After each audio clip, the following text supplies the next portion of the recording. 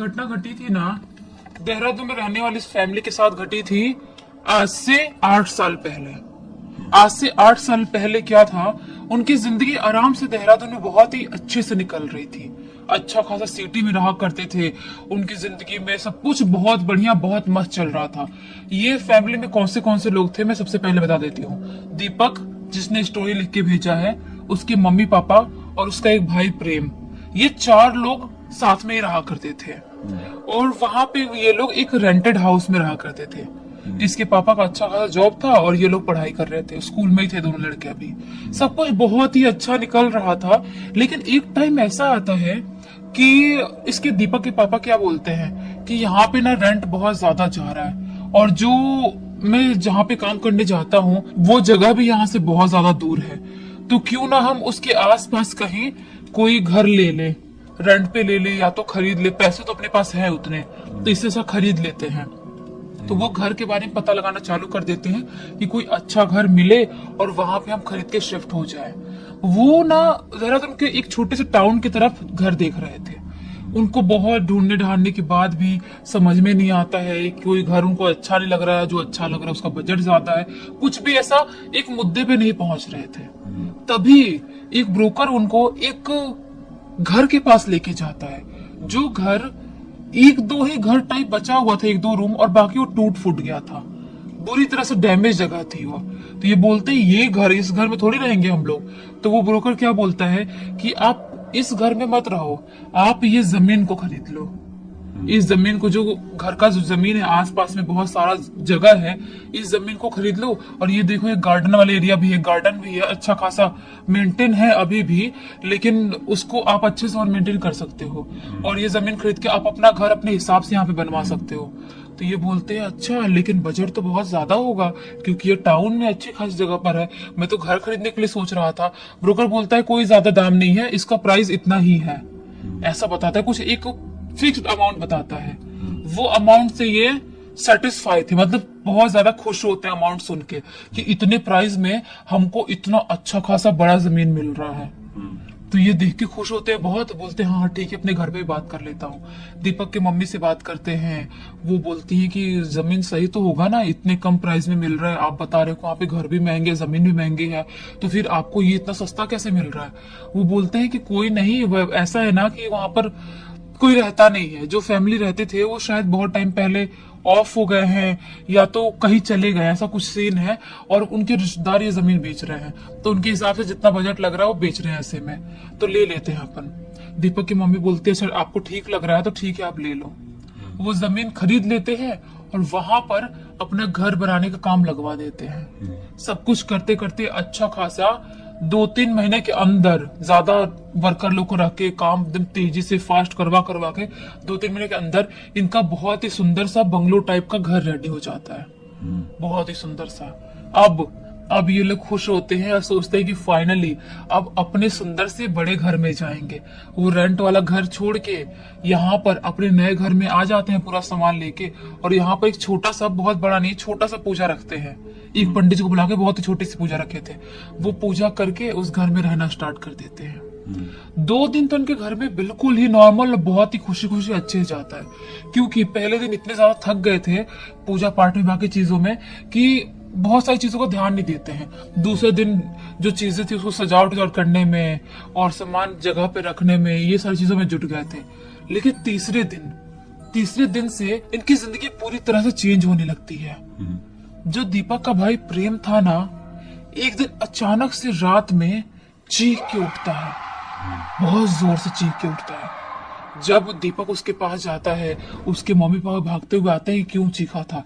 उसके पास जाते हैं तो क्या बताता है कि मम्मी पापा यहाँ पर मेरे पेट पे कोई औरत बैठी हुई थी और वो बहुत ही ज्यादा खौफनाक दिखाई दे रही थी, मुझे देख के बहुत ही जोर जोर से हंस रही थी और बोल रही थी कि मैं तुम्हारे पूरे खानदान को खत्म कर दूंगी, तुम दोनों को पहले खत्म करूंगी, उसके बाद तुम्हारे मम्मी पापा को खत्म करूंगी, और जो कोई भी यहाँ पे रहने आएगा उन सबको खत्म करके रख दूंगी।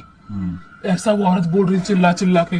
मैं जैसे तैसे करके मैं उस भगवान का नाम लेके उससे पीछा छोड़ा पाया हूँ, मैं उसको धक्का मारा हूँ और वो पता नहीं कहाँ गायब हो गई। आप लोग आते से मुझे समझ में नहीं आ रहा, वो बहुत ही ज्यादा भयानक दिखाई दे रही थी। मम्मी पापा बोलते हैं बेटा तुझे खराब सपना आया होगा, हम्म, क्योंकि नई जगह है ना, ये बिल्कुल नई जगह है, बिल्कुल नया घर है, तो पुराने घर को भूल नहीं पाया होगा क्योंकि तू बहुत कनेक्टेड था उस घर से। तो हो सकता है तेरा वहम होगा, ऐसा कुछ नहीं होता है। बहुत समझाने की कोशिश भी करता है प्रेम, लेकिन घर वाले नहीं समझते हैं। उसके बाद से डेली रात में उसको ऐसी चीख के उठ रहा है और ऐसी कुछ ना कुछ अजीबोगरीब बातें बता रहा है। रोज रात में चीख के उठता है, बताता है आज ये हुआ था, आज वो औरत ऐसा करने की कोशिश कर रही थी, आज मुझे मारी है, ये देखो मारने के निशान, मारने के निशान भी दिखते थे। बोलती है कि तुम्हारे पूरे खानदान को खत्म कर दूंगी, मम्मी पापा हमको ये घर छोड़ देना चाहिए वरना वो औरत हमको मार डालेगी, ऐसा सब बोल रहा है। लेकिन घर वाले बिल्कुल भी नहीं सुन रहे हैं। कुछ टाइम तक ये लोग सारी चीजें सफर करते करते इसका प्रेम का बहुत टाइम हो जाता है, 1-1.5 महीने का टाइम हो जाता है। अचानक से एक दिन जो दीपक की मम्मी है ना, वो दुनिया छोड़ देती है अचानक से, या, पता ही नहीं चलता है। बिल्कुल ठीक थी, कोई प्रॉब्लम नहीं थी, कोई दिक्कत नहीं थी, अचानक से दुनिया छोड़ देती है। सब सदमे में, एक अलग से सदमे में पहुंच जाते हैं कि ऐसा क्या हुआ जो हमको पता नहीं चल रहा है, और उनके साथ इतना कुछ बड़ा हो गया। रो रो के बच्चों की हालत खराब, दीपक के पापा भी डिप्रेशन में चले गए, पूरी फैमिली एक तरह से देखा जाए तो बर्बाद हो गई। लेकिन फिर भी अब अपनी लाइफ को जैसे तैसे करके कंटिन्यू करने की कोशिश करते हैं, वापस अपनी जिंदगी में दोनों स्कूल जा रहे हैं, आ रहे हैं। लेकिन एक वक्त ऐसा आता है कि प्रेम को जो चीजें दिखाई दे रही थी ना, वो दिखाई देनी पूरी तरह से बंद हो जाती है। उसकी मम्मी खत्म होने के बाद से उसे कुछ भी चीजें दिखाई नहीं दे रही थी। इसके पापा को लगा था कि अब शायद ठीक हो गया है, ये जो भी चीजें वो सदमा लगा है या मम्मी के जाने का गम है जिसकी वजह से भूल गया है, इसलिए वो सब चीजें वो याद नहीं कर रहा है। चलो अच्छी बात है, सब लोग एकदम शांत और रिलैक्स रहने लगे थे। लेकिन एक दिन अचानक से रात के टाइम में जो दीपक है ना, अपने घर में बहुत जोर जोर से चिल्लाते हुए भागना स्टार्ट कर देता है। क्यों? बहुत ही जोर जोर से।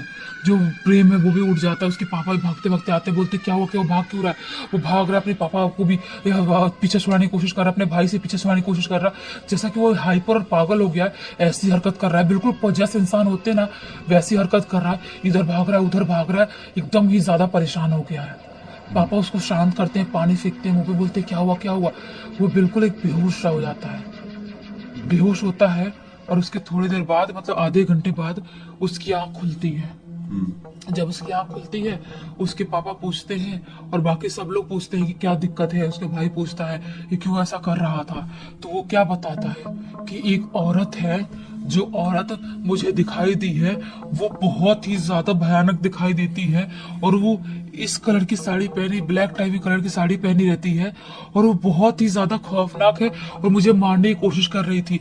बोल रही थी मैंने तेरी मम्मी को खत्म कर दी हूँ, अब तेरे पापा को खत्म करूंगी, फिर तेरे भाई को, और उसके बाद तुझे।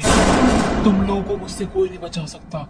तुम लोग इस घर को छोड़ दो, मेरे घर को छोड़ दो, वरना तुम सब मारे जाओगे, ऐसा ऐसा बोलती है। अब समझ नहीं पा रहे दीपक के पापा मैं क्या करूं। दीपक भी सेम बात बोल रहा है, प्रेम भी सेम बात बोल रहा था। समझ में नहीं आ रहा कि क्या सीन चल रहा है। लेकिन वो भूत प्रेत, ये सब ब्लैक मैजिक, ये सब चीजें नहीं मानते थे, इसलिए अपना काम वाम पे जा रहे हैं, थोड़े बहुत हद तक इग्नोर ही कर रहे हैं। बच्चों अपने पास तक सुलाना चालू कर दिए, इग्नोर कर रहे हैं, लेकिन तो भी रात में उठना, एक्टिविटी करना, अचानक से जैसे हरकत करने लग जाना, आंख ऐसे पलट गई है पूरी, ऐसी हरकत हो रही है। तो क्या होता है, एक दिन की बात है, ऐसे सब कुछ होते होते रात के टाइम में इसको, प्रेम को और उसके पापा को, दोनों को एक ही सपना आता है, सेम सपना आता है। उसकी मम्मी सपने में आई है और बोल रही है कि वो आप लोगों को नहीं छोड़ेगी, वो आप लोगों को मार डालेगी, उसने मुझे भी मार डाली है, आप लोगों को भी मार डालेगी, यहाँ से जल्दी जल्दी चले जाओ वरना आप लोगों को जिंदा नहीं छोड़ेगी। और यही सेम सपना दीपक भी देखता है, एक ही रात में एक ही टाइम पे, ऐसे घबरा के तीनों की आंख खुलती है।